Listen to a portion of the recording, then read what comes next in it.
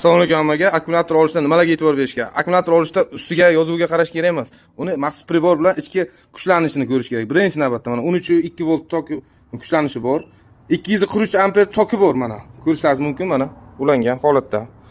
Uchinchisi qarshiligi 11.5 qarshilik chiqyapti. Asosan qarshilikka qaraladi. Qarshilik ortib ketsa ishlamaydi.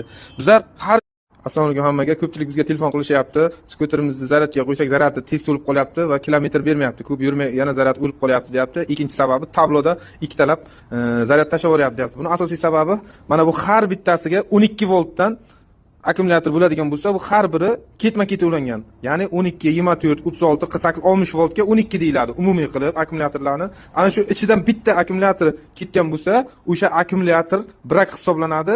Bu zaryadnikka komanda beradi. To'ldi, bo'ldi.